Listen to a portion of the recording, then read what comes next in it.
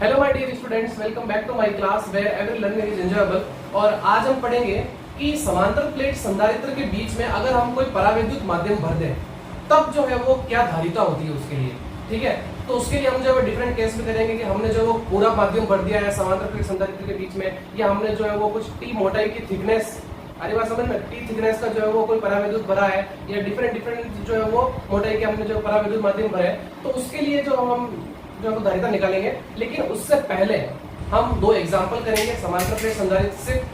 और क्योंकि पिछली क्लास हमने जो समांतर प्लेट संधारित्र पढ़ लिया था, उसका वहां पे हमने जो एक ही एग्जांपल किया था। सो चलते हैं हमारे आज के टॉपिक पे। जो हमारा फर्स्ट एग्जांपल है वो ये है कि वर्ताकार समांतर प्लेट संधारित्र की त्रिज्या 4 सेंटीमीटर है। तो सबसे पहले मैं क्या करता हूँ, यहाँ पे वर्ताकार समांतर प्लेट संधारित्र बना देता हूँ। तो ये क्या हो गया मेरे पास में, वर्ताकार समांतर प्लेट संधारित्र हो गया। ठीक है, थोड़ी सी साइज को थोड़ा सा देखो, ये हो चुका है, कोई दिक्कत नहीं है।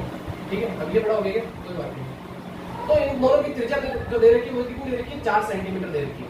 ठीक है, तो त्रिज्या मैं लिख लेता हूँ, इसकी कितनी है, 4 सेंटीमीटर। और सेंटीमीटर को बदल देता हूँ मीटर में, कितना है, 4 × 10⁻²। और इनके मध्य क्या है, हवा है, तो इनके बीच में क्या है, यहाँ पे हवा। ठीक है, अब यदि इस संधारित्र की धारिता 200 सेंटीमीटर व्यास के गोले की धारिता के बराबर है। हमने पढ़ा है गोले चालक की धारिता। तो देखो ये मेरे पास में एक गोला जिसकी त्रिज्या कितनी हो जाएगी, देखो व्यास कितना दे देगा, व्यास मतलब डायामीटर कितना है, 200 सेंटीमीटर। तो त्रिज्या इसकी कितनी हो जाएगी, 100 सेंटीमीटर, यानी बोल सकते हैं हम कितना, 1 मीटर। क्लियर। तो इसकी त्रिज्या को मैं कैपिटल आर दे रहा हूँ, इसकी त्रिज्या को मैं स्मॉल आर दे रहा हूँ। क्लियर। तब आपको बताना है कि इन प्लेटों के मध्य दूरी कितनी है, यानी इनके बीच की डिस्टेंस जो है वो आपको बतानी है, वो कितनी है, डी की वैल्यू आपको बतानी है, वो कितनी है। तो देखो सबसे पहले तो क्या बोला है कि इसकी धारिता के इक्वल है, यानी समांतर प्लेट संधारित्र की धारिता गोले की धारिता के बराबर है। तो इसकी धारिता को मैं C1 और इसकी धारिता को मैं C2 नाम दे देता हूं। तो देखो प्रश्नानुसार क्या हो जाएगा, C1 = C2। और आपको पता है कि समांतर प्लेट संधारित्र की धारिता का फॉर्मूला हमने जो पिछले क्लास में पढ़ा था, क्या था, ε0A/d = गोले चालक की धारिता, वो भी हम पढ़ चुके हैं, 4πε0 × r। ये फर्स्ट लेक्चर में हमने पढ़ा था। आगे बात समझ में। तो अब देखो यहां से क्या होगा, अगर मैं बात करूं एरिया की, ये क्या है, क्षेत्रफल किसका, समांतर प्लेट संधारित्र का। लेकिन समांतर प्लेट संधारित्र है कैसी, वर्ताकार। ये देखो वर्ताकार। तो वर्ताकार के लिए मेरे पास में एरिया क्या होता है, πr²। सो ε0 × πr² अपॉन d = 4πε0 × r। तो देखो यहाँ से क्या क्या चीजें कट गई, एक तो ε0 से ये ε0 कट गया, पाई से ये पाई भी कट गया। तो मेरे पास में क्या बच गया, r²/d। और यहाँ से क्या बच गया मेरे पास में r। तो मुझे क्या निकालना है, d निकालना। तो d को शिफ्ट कर देता हूँ, 4r को नीचे ले आता हूँ। सो d = हो जाएगा r²/4r। क्लियर है यहाँ पर, आगे बात समझ में। अब क्या करना है, r की वैल्यू रखो और स्मॉल r और कैपिटल R की वैल्यू रखो। सो d = r, देखो मीटर में कितना है, 4 × 10⁻² का whole square divided by 4 × r। r कितना है, 1 मीटर। तो इसका स्क्वायर कर दो, हो जाएगा मेरे पास में 16 × 10⁻² डिवाइडेड बाय 4। सो ये कट जाएगा इससे कितनी बार, 4 बार। सो d = ये, तो इसको मैं ऐसे लिख लूं 0.4 × 10⁻³ अच्छा ये भी 10⁻4 होगा, स्क्वायर नहीं किया इसका, इसमें 10⁻4। क्या मैंने एक जो 10 था उसको डिवाइड कर दिया, तो 0.4 × 10⁻³ ये किसमें, मीटर में।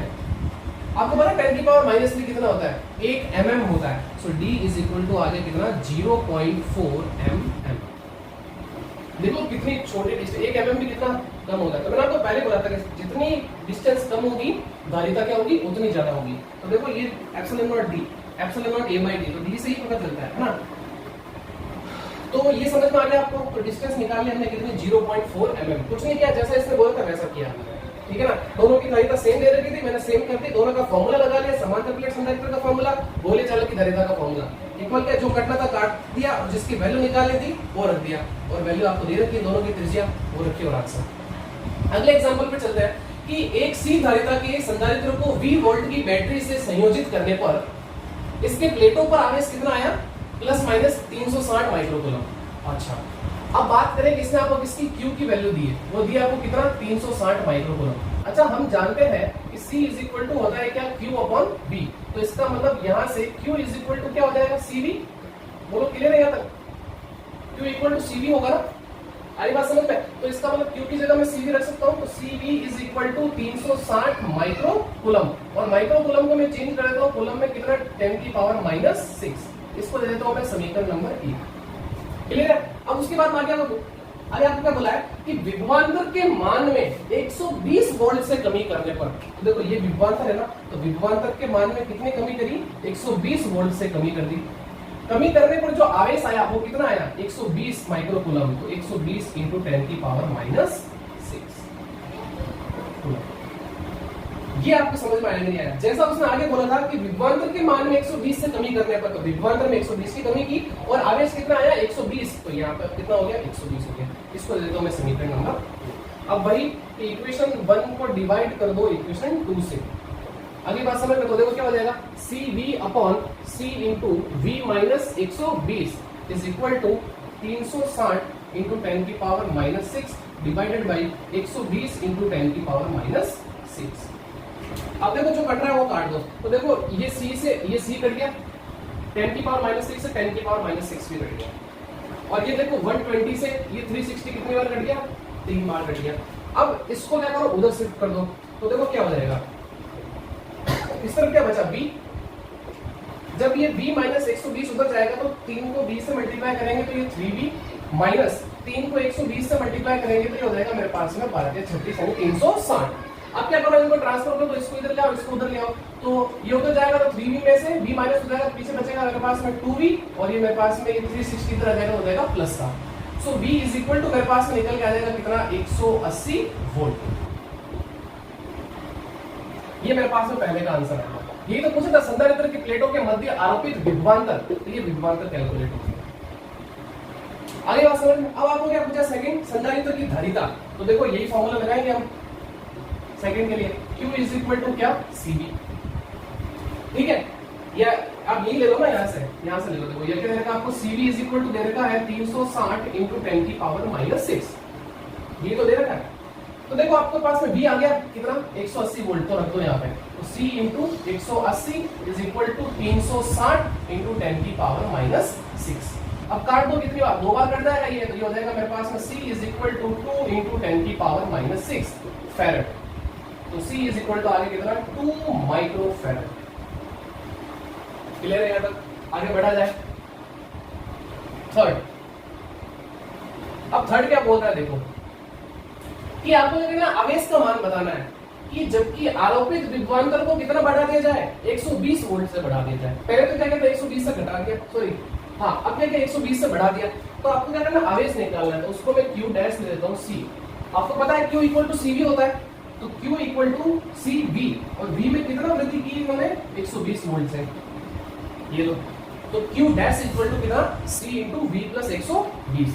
अब V की वैल्यू हमने निकाल ली कितनी, 180, तो यहाँ पर रख दो, ये हो जाएगा मेरे पास में Q dash is equal to, और C की वैल्यू भी हमने निकाल ली 2 माइक्रो फैरेड, तो 2 इंटू 10 की पावर माइनस 6, 180 प्लस 120।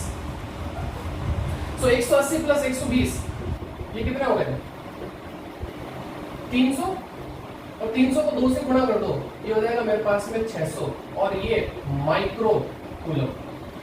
10 की पावर माइनस 6 कितना होता है, माइक्रो ही तो होता है ना, तो ये है मेरे पास में चार्ज। तो तीनों के आंसर आपको समझ में आ गया, और तीनों भी। और बात करें इसके चार्ज की, तो चार्ज कितना निकल के आ गया, 600 माइक्रो कूलम। यहाँ पे वोल्ट कितना निकल गया, 180, और संधारित्र की प्लेटों के मध्य जो विभवांतर है वो 180 आ गया। संधारित्र की धारिता कितनी आ गई, 2 माइक्रो फैरेड, और आवेश का मान कितना आ गया, 600 माइक्रो कूलम। तो इसको नोट करिए, फिर हम आगे बढ़ते हैं, जिसमें हम पढ़ेंगे कि संधारित्र की प्लेटों के मध्य हम परावैद्युत माध्यम भर दे तो क्या धारिता होती है। तो फटाक से इसका स्क्रीनशॉट लीजिए। सो स्टूडेंट्स, बात करते हुए हमारे आज के मेन टॉपिक की, वो है कि समांतर प्लेट संधारित्र की धारिता जबकि प्लेटों के मध्य परावैद्युत पदार्थ पूर्णतः भरा हो, और दूसरा है हमारे पास में समांतर प्लेट संधारित्र की धारिता जबकि परावैद्युत पदार्थ आंशिक भरा हो। और इसके बाद हम तीसरा केस करेंगे, जब हम क्या करेंगे, ऐसे ही जो परावैद्युत होंगे उसकी डिफरेंट मोटाई के हमने जो है वो परावैद्युत माध्यम जो है उनके बीच में भरेंगे। तो पहले तो 2 केस पढ़ते हैं, फिर उसके बाद हम जो तीसरा केस पढ़ेंगे। तो देखो इसके लिए क्या करना है कि सबसे पहले तो मैंने क्या लिया, एक समांतर प्लेट संधारित्र लिया, इसके बीच में देखिए पूर्णतः जो है परावैद्युत पदार्थ भर दिया। ऐसे 3 केस है, आगे बात समझ, और एग्जाम में पूछे जाता है ये, ठीक है, एज अ डेरिवेशन पूछे जाता है। तो आपको करना है इसकी धारिता निकालनी, क्या निकालनी, संधारित्र की धारिता निकालनी। तब जब हमने इसके बीच में क्या किया, पूर्णतः परावैद्युत माध्यम भर दिया, और ये क्या है, एप्सिलॉन आर, इस माध्यम का परावैद्युतांक। आगे बात समझ में। अब सबसे पहले बात करूं कि जब अगर मैंने ये परावैद्युत पदार्थ नहीं भरा, तब जो है वो इनके बीच में धारिता क्या थी, वो हमने पहले कैलकुलेट कर चुकी है। वो क्या है, C is equal to epsilon naught A by D। तो यहाँ पे मैं लिख लेता हूं, समांतर प्लेट संधारित्र की धारिता वायु में, वो हमने जो है वो कल कैलकुलेट कर ली थी। वो क्या आई थी मेरे पास में, C is equal to epsilon naught A by D। ये मेरे पास में निकल के आई थी, यानी C वायु की बात कर रहा हूं, ठीक है। अब सबसे पहले बात करता हूं मैं इलेक्ट्रिक फील्ड की। यहाँ पे जब अगर मेरे पास में ये नहीं था परावैद्युत पदार्थ, ठीक है, वायु में प्लेटों के मध्य विद्युत क्षेत्र, वायु में प्लेटों के मध्य विद्युत क्षेत्र, तो वो मेरे पास में क्या होगा, E is equal to sigma upon epsilon naught, और सिग्मा क्या होगा मेरे पास में, Q अपॉन A, और ये एप्सिलॉन नॉट। अब मैंने क्या किया, इनके बीच में परावैद्युत कर दिया है, ठीक है ना। तो मैं यहाँ पे लिखता हूं, मैं माध्यम में प्लेटों के मध्य विद्युत क्षेत्र, तो वो मेरे पास में क्या होगा, E is equal to sigma upon epsilon, epsilon क्या है मेरे पास में, एप्सिलॉन क्या है बताओ, माध्यम की विद्युतशीलता, और एप्सिलॉन नॉट क्या है, निर्वात या वायु की विद्युतशीलता। और यही अपने को पता है कि सिग्मा क्या होता है, Q अपॉन A, और एप्सिलॉन भी हमें पता है क्या होता है, epsilon naught into epsilon R। Clear. तो ये मेरे पास में है जो कि इसके अंदर माध्यम में माध्यम में विद्युत क्षेत्र। क्लियर है यहाँ तक। चलो अब बात करते हैं कि इसके धारिता की। तो आपने को पता है कि धारिता क्या होता है, तो धारिता लिख लेता हूं मैं। तो धारिता मुझे पता है वो होती है क्या, C is equal to Q upon B। इसको लिख देते हैं समीकरण नंबर 1। अब मुझे किसकी जरूरत है, V की जरूरत है। क्लियर। तो V क्या होगा देखो, सो विद्युत विभवांतर की बात करें तो विभवांतर हमें पता है वो क्या होता है, V इज इक्वल टू विद्युत क्षेत्र इनटू दूरी। यही तो होता है विद्युत क्षेत्र किसका, जब हमने परावैद्युत भर दिया तब, ठीक है ना। V is equal to E into D, हमने पिछले क्लास में भी पढ़ा था। So V is equal to E की वैल्यू रख दो यहाँ पे, तो ये हो जाएगा मेरे पास में Q upon A epsilon naught into epsilon R, और फिर मल्टीप्लाई V। क्लियर। अब ये V की वैल्यू क्या करते हैं, यहाँ रख लेते हैं। तो मेरे पास में देखो C इज इक्वल टू मुझे क्या मिलेगा, so C is equal to Q upon, इसको मैं CM दे देता हूँ बिकॉज माध्यम में निकाल रहे हैं इसलिए। सो ये वैल्यू रख लेते हैं Q into D upon A epsilon naught into epsilon R। तो देखो यहाँ से क्या कट जाएगा, ये Q से Q कट जाएगा, और ये epsilon naught into A into epsilon R ऊपर चला जाएगा। तो ये हो जाएगा मेरे पास में CM is equal to epsilon naught into A, और ये नीचे D, और फिर मल्टीप्लाई एप्सिलॉन। क्लियर है यहाँ तक। अब ध्यान से देखो, ये क्या चीज है आपको देखना होगा, क्या ये वायु की धारिता है, वायु मतलब संधारित्र की धारिता है किसमें, वायु में। ये तो थी epsilon naught A by D, तो इसकी जगह मैं क्या लिख सकता हूँ, C वायु, यानी CM is equal to C वायु मल्टीप्लाई एप्सिलॉन R। यही धारिता होती है संधारित्र की, इसकी समांतर प्लेट संधारित्र की। जब आप उसकी प्लेटों के मध्य जो परावैद्युतांक है वो क्या कर दो, पूर्णतः भर दो, तब ये धारिता होती है। यानी कि मैं ऐसा कह सकता हूँ कि जो माध्यम की धारिता होती है समांतर प्लेट संधारित्र की, वो वायु की धारिता की कितनी, एप्सिलॉन R गुना होती है। एप्सिलॉन R क्या है, परावैद्युतांक, ये ध्यान रखना। एप्सिलॉन R, जहां एप्सिलॉन R परावैद्युतांक, एप्सिलॉन R क्या है, परावैद्युतांक है। क्लियर। तो ये आपको समझ में आ गया होगा ना। अब चलते हैं हमारे सेकंड केस पे। तो सेकंड केस क्या है कि समांतर प्लेट संधारित्र की धारिता जब परावैद्युत पदार्थ क्या हो, आंशिक भरा हो। तो देखो मैंने क्या किया कि माना एक संधारित्र की प्लेटों के मध्य एप्सिलॉन आर पराविद्युतांक वाले पदार्थ की टी मोटाई की पट्टिका रखी, ठीक है, इसकी मोटाई कितनी टी है, ठीक है। तो ऐसा मैंने क्या किया, यहाँ पे एक पराविद्युत माध्यम भर दिया जिसकी मोटाई टी है और इसका पराविद्युतांक कितना है, एप्सिलॉन आर है, और इस टी की वैल्यू इस डी से क्या है, छोटी है, ऑब्वियसली छोटी है। और प्लेटों के मध्य वायु भाग की मोटाई वो कितनी है, डी माइनस टी। जैसे कि अगर बात करो इसके अलावा यहाँ पे क्या है, वायु ही तो है, यहाँ पे क्या है, वायु, यहाँ पे भी क्या है, वायु। तो इस वायु वाले भाग की जो मोटाई है वो कितनी होगी, इस डी में से टी को माइनस कर दो, वही तो होगी, क्लियर। अच्छा, अब बात करो इसके विभवांतर की, तो विभवांतर देखो इसके कारण अलग आएगा, मतलब वायु भाग के लिए अलग, और ये माध्यम के लिए जो विद्युत विभवांतर क्या होगा, अलग होगा। तो सबसे पहले तो मैं निकालता हूं कि वायु भाग में विद्युत क्षेत्र कितना है और इस पराविद्युतांक के कारण जो विद्युत क्षेत्र कितना है। तो यहां पर लिखता हूं मैं वायु भाग में विद्युत क्षेत्र, तो उसको अपन कैसे लिखते हैं, E इज इक्वल टू प्लेटों के मध्य विद्युत क्षेत्र क्या होता है, सिग्मा अपॉन एप्सिलॉन नॉट, और सिग्मा क्या आएगा, Q upon A epsilon not. Now अब माध्यम भाग में विद्युत क्षेत्र, माध्यम भाग में विद्युत क्षेत्र, ये माध्यम है मेरे पास में विद्युत क्षेत्र, तो उसके लिए क्या होगा मेरे पास में, देखो EM is equal to sigma upon epsilon, यही तो आएगा, बिकॉज एप्सिलॉन क्या है, माध्यम की विद्युतशीलता। तो ये हो जाएगा मेरे पास में, यहाँ से सिग्मा की वैल्यू रखेंगे Q अपॉन A, एप्सिलॉन की वैल्यू रखेंगे epsilon naught into epsilon R, clear. अब बात करते हैं इन प्लेटों के मध्य कुल विभवांतर कितना होगा, ठीक है ना। तो यहाँ हो जाएगा मेरे पास में कुल विभवांतर, कुल विभवांतर कैसे निकालेंगे, V इज इक्वल टू वायु भाग में विभवांतर,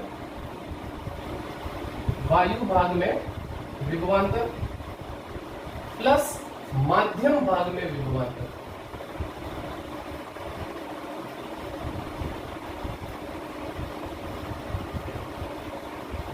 क्लियर है। कुल विभवांतर क्या होगा, V इज इक्वल टू वायु भाग में विभवांतर प्लस माध्यम भाग में विभवांतर, और हमें पता है कि विभवांतर क्या होता है, E इंटू डी, तो वायु भाग में तो क्या है E, D क्या है, दूरी, तो देखो वायु भाग में दूरी कितनी है, D माइनस टी, ये सबसे इंपॉर्टेंट है, ध्यान रखना, वायु भाग में दूरी कितनी है, D माइनस टी। ना माध्यम भाग में विभवांतर तो वही E इंटू डी, तो D क्या है मेरे पास में यहाँ पे T, इसकी दूरी कितनी है, T तो है, क्लियर। अब वैल्यूज रख दो यहाँ पे, तो ये हो जाएगा मेरे पास में V, E की वैल्यू क्या है मेरे पास में, Q upon A epsilon naught, ठीक है, और फिर ये D minus T plus EM ये रहा मेरे पास में Q upon A epsilon naught into epsilon R, और फिर मेरे पास में ये P। तो देखो क्या कॉमन आ रहा है, Q upon A epsilon not common आ रहा है, तो कॉमन ले लो, so V is equal to Q upon A epsilon not, ये तो कॉमन ले लिया, अंदर क्या बच गया मेरे पास में, देखो D minus T plus T upon epsilon R। आगे बात समझ में, तो यहाँ पर तो क्लियर हो गया होगा आपको, ठीक है। सो अब आगे बढ़ते हैं, ठीक है। तो अगर बात करूं मैं धारिता की, तो धारिता आपको पता है कि क्या होता है, C is equal to Q by V, यही होता है। तो Q की जगह तो Q रहने दो और V की जगह क्या करो, ये वैल्यू रख दो यहाँ पे, आ रही बात समझ में। तो मेरे पास में ये हो जाएगा C is equal to Q upon, और V की वैल्यू ये वाली, तो ये हो जाएगा Q upon A epsilon naught, और ये फिर D minus T plus P upon epsilon R, ये वैल्यू वहां पर रहेगी। तो देखो यहाँ से क्या चीज कट रही है, यहाँ से हमारे पास में Q से Q कैंसिल आउट हो गया, और एप्सिलॉन नॉट A का चला जाएगा, ऊपर चला जाएगा। तो देखो मैं इसका फाइनल फॉर्मूला लिखने जा रहा हूँ, C is equal to epsilon naught into A divided by, ये D तो ऐसे कैसे, ये माइनस, इन दोनों में से देखो T कॉमन आ रहा है, तो मैंने T कॉमन ले लिया। तो जब मैंने T कॉमन लिया तो यहाँ पे क्या बच गया 1, ये जो माइनस लिया इस प्लस को क्या बना देगा माइनस, यहाँ से T कॉमन आ गया तो 1 और डिवाइडेड बाय एप्सिलॉन। ये है मेरे पास में संधारित्र की धारिता का फॉर्मूला। तब जब हम उस संधारित्र की समांतर प्लेट संधारित्र की मतलब उनके बीच में हम क्या करें, पराविद्युत पदार्थ को आंशिक भर दें, पूरा फिल नहीं करें, पूरा तो यहाँ फिल करते हैं, उसके लिए धारिता ये रही, आंशिक फिल करो तो उसके लिए धारिता ये रही। यहाँ मैंने कुछ नहीं किया है, इन दोनों में से देखो t कॉमन आ रहा था, तो d की जगह तो d, माइनस की जगह ये माइनस, t कॉमन ले लिया, तो यहाँ क्या बच गया 1, ये प्लस था, इस माइनस को क्या हो गया, ये माइनस बना देगा, तो जब इस माइनस को अंदर भेजोगे तो माइनस माइनस वापस प्लस हो जाएगा, ठीक है, और यहाँ से 1 बचेगा और फिर ये एप्सिलॉन। क्लियर? तो फटाफट ये 2 केस नोट करिए, फिर हम उसके बाद में जो इसका अगला थर्ड केस जो पढ़ता है और फिर आज की क्लास खत्म करेंगे। So take the screenshot. So students, बढ़ते हैं हमारे आज के लास्ट टॉपिक की तरफ, जो है हमारा कि समांतर प्लेट संधारित्र की धारिता निकालनी है आपको जबकि विभिन्न मोटाई के भिन्न भिन्न परावैद्युत पदार्थ भरे हो। आगे बात समझ में? तो देखो ये मेरे पास में एक समांतर प्लेट संधारित्र है, इसके बीच में मैंने कहा कि विभिन्न मोटाई के परावैद्युत पदार्थ भर दिए।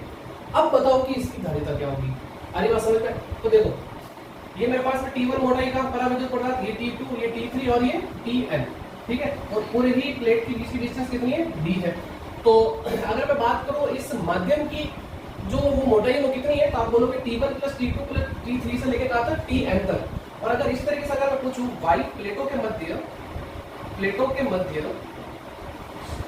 के मध्य वायु भाग में मोटाई, वायु भाग में या वायु भाग की मोटाई ऐसा लिख लो, तो वो मेरे पास में जो है वो कितनी है, वो बताओ कितनी है, वो है मेरे पास में ये d minus T1 plus T2 plus T3 से लेके कहां तक, Tn तक। ये है मेरे पास में मोटाई। आगे बात समझ में? किसके अंदर, वायु भाग के अंदर। क्या है, इस d में से ये माइनस कर देंगे ना सभी को सम करके, तो मेरे पास में क्या आ जाएगी, टोटल इसकी मोटाई आ जाएगी। क्लियर? ओके, अब बात करते हैं हम कि धारिता क्या होगी। तो धारिता देखो, तो धारिता मेरे पास में फॉर्मूला क्या होता है, C is equal to Q upon V होता है, ठीक है। तो इसको दे देता हूं मैं समीकरण नंबर 1। क्लियर है? अब सबसे पहले तो निकालता हूं मैं वायु भाग में विद्युत क्षेत्र, फिर निकालूंगा मैं किसके अंदर, मध्यम भाग में विद्युत क्षेत्र। तो देखो क्या है, वायु भाग में विद्युत क्षेत्र, वायु भाग में विद्युत क्षेत्र, तो देखो उसको अपन कैसे लिखेंगे, E is equal to sigma upon epsilon naught, और सिग्मा क्या होता है, Q upon A epsilon naught, ठीक है, ये हो गया। अब ध्यान से देखो, अब हम कहते हैं मध्यम भाग में विद्युत क्षेत्र, मध्यम भाग में विद्युत क्षेत्र,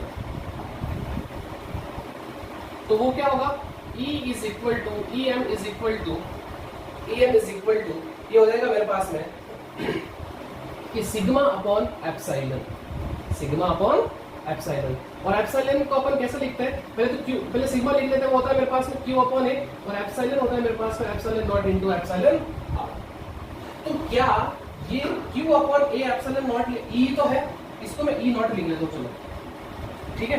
तो क्या ये इसकी जगह मेरे पास में E नॉट हो जाएगा और डिवाइडेड बाई एप्सिलॉन R। ये E और एप्सिलॉन में ध्यान से रखना, मैं E को कैपिटल में लेता हूँ, एप्सिलॉन को ऐसे लिखता हूँ, ये ध्यान रखना। ये वाली जो चीज थी ना, ये Q upon A epsilon not, इसको मैंने क्या लिख दिया, E नॉट, बिकॉज ये यही तो है। क्लियर?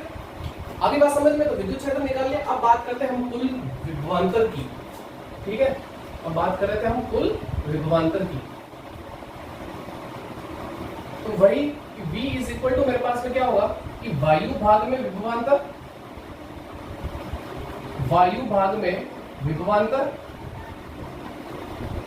प्लस माध्यम भाग में विभवांतर,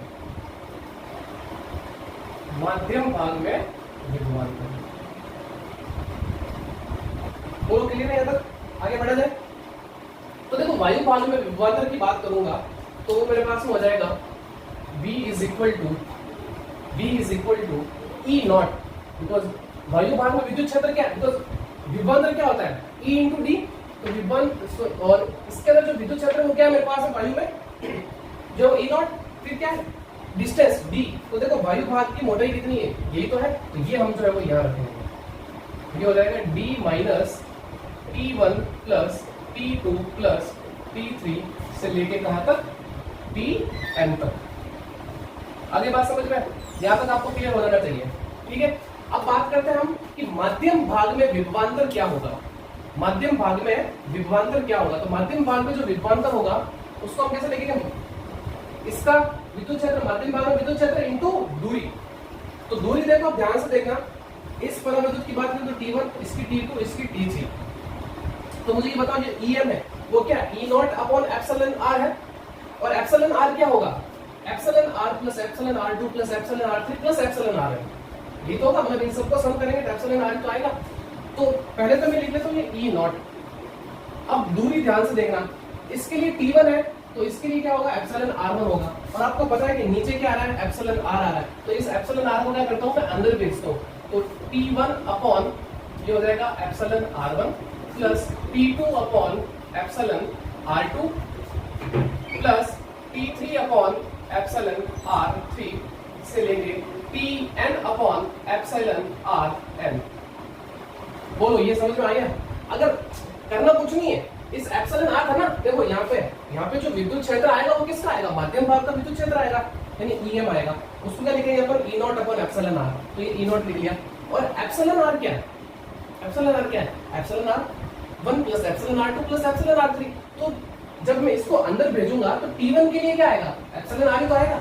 T2 के लिए क्या आएगा, एप्सिलॉन R2 आएगा। बिकॉज क्योंकि जो विद्युत विभवांतर है वो क्या है, E इंटू जो D, और D क्या है मेरे पास में, ये T1 plus T2 plus T3 plus Tn, ये आ गया मेरे पास में D।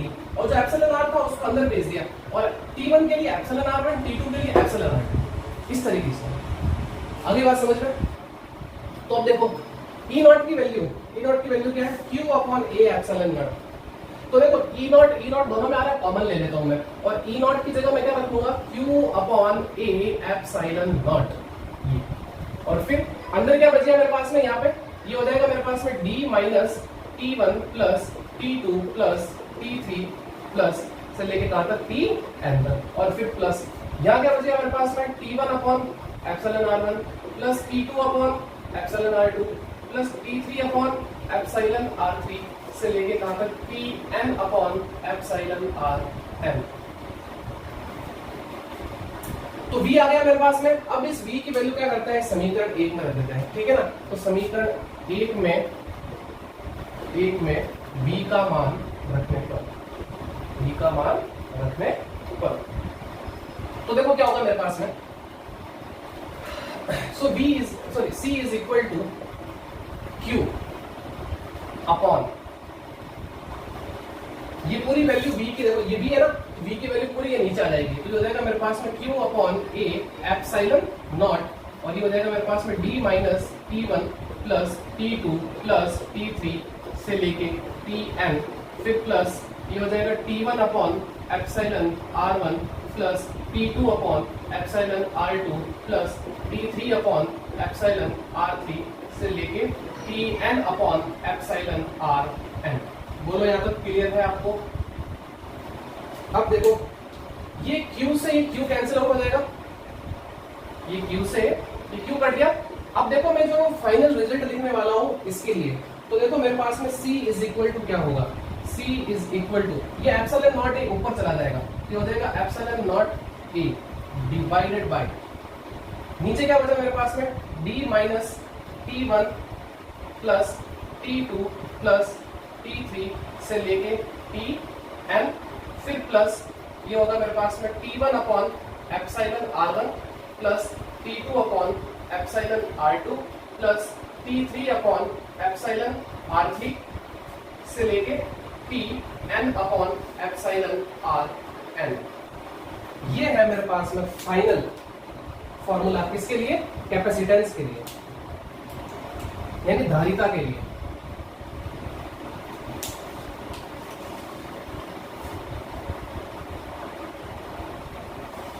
ये तो ज्यादा डरने की जरूरत नहीं है, हरी बात समझ में। डेरिवेशन पूछी जाती है एग्जाम में, कुछ नहीं करना, epsilon naught A divided bye D minus T1 plus T2 plus T3 से लेकर Tn, फिर प्लस और T1 upon epsilon R1 plus T2 upon epsilon R3 T2 upon epsilon R2 से लेकर कहां तक Tn अपॉन एप्सिलॉन Rn। तो ये पूछा जाता है एग्जाम के अंदर कि जब कि समांतर प्लेट संधारित्र की धारिता ज्ञात कीजिए जबकि विभिन्न मोटाई के भिन्न पराविद्युत पदार्थ भरे हो, ठीक है। तो उसके लिए जो है वो ये डेरिवेशन है। आगे बात समझे, कुछ नहीं किया है। सबसे पहले तो C is equal to Q upon V formula लगा लिया। हमें पता है कि वायु जो भाग है उसमें जो वायु की मोटाई है, आगे बात समझे, प्लेटों के मध्य जो वायु भाग की जो मोटाई है वो कितनी है, D माइनस, इसको क्या करेंगे, सबको ऐड करके माइनस कर दे तो बाकी क्या रहेगा मेरे पास, वायु भाग की मोटाई आ जाएगी देख लो यहाँ पे जो इस जगह इनके अलावा जो है वो क्या है मेरे पास है, वायु ही तो है यहाँ पे, इस तरफ भी वायु इस तरफ भी वायु, तो वायु में विभवांतर अलग होगा और इस परावैद्युतांक के कारण जो वो क्या होगा, विद्युत विभवांतर अलग अलग होगा। सबसे पहले क्या किया, वायु भाग में विद्युत क्षेत्र निकाल लिया सिग्मा पर एप्सिलॉन नॉट से, मध्यम भाग में निकाल लिया सिग्मा पर एप्सिलॉन से, बस इसको चेंज कर दिया यहाँ पे। फिर कुल विभवांतर की बात करेंगे तो वायु भाग में विभवांतर प्लस मध्यम भाग में विभवांतर, मध्यम ठीक है ना, मध्यम नहीं माध्यम, और वही विभवांतर क्या होगा E इंटू डी। वायु भाग की बात करेंगे तो E नॉट डी, ये डिस्टेंस जो वायु भाग में है ये वाली, फिर वही माध्यम भाग में ये लिख लिया, ठीक है। तो बस इतना ही, बहुत सिंपल है, ठीक है ना। तो आज की क्लास में बस इतना ही, मिलते हैं नेक्स्ट वीडियो में, तब तक ज्यादा से ज्यादा चैनल को सब्सक्राइब कीजिए, वीडियोस को लाइक कीजिए, शेयर कीजिए। मिलते हैं नेक्स्ट वीडियो में, तब तक thank you and good bye.